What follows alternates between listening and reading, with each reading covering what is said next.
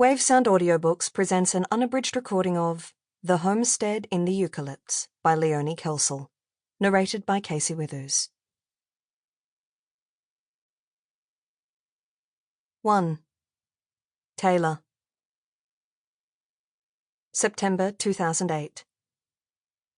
She would probably die today. Road statistics no doubt proved that driving across the country with an emotionally unstable woman at the wheel was not a great idea. Taylor slid her gaze to her mum. Good. She was holding it together. Michelle usually made an effort when she had an audience, but on more than one occasion Taylor had come home from uni to find her mother red-eyed, surrounded by a failed attempt at scrapbooking the wreckage of their family life. Mum generally blamed the mounds of soggy tissues on a Nicholas Sparks novel that hadn't moved from the coffee table for 8 months. When she was really messed up, there'd be chocolate wrappers.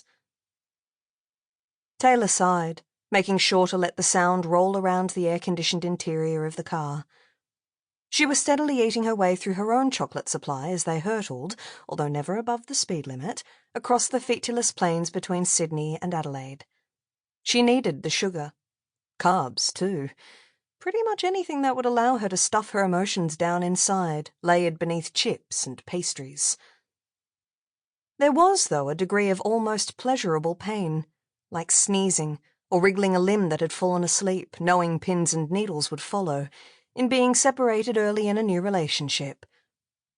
Angst sharpened desire and heightened yearning. Angst and novelty, that was.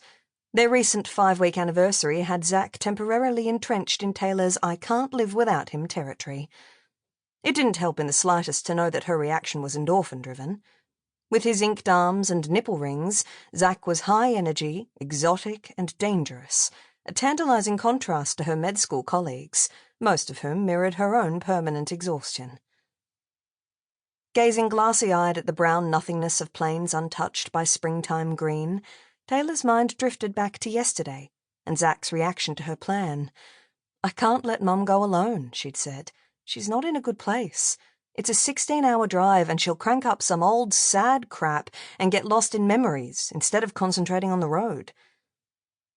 What she hadn't said was that it was hard enough to get her mother to concentrate at the best of times.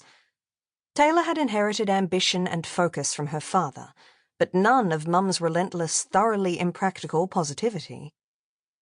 The same irrational mindset that now saw them driving across the country for a brief visit to grandparents who lived the best part of 2,000 kilometers away.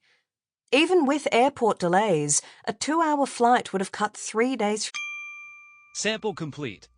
Ready to continue?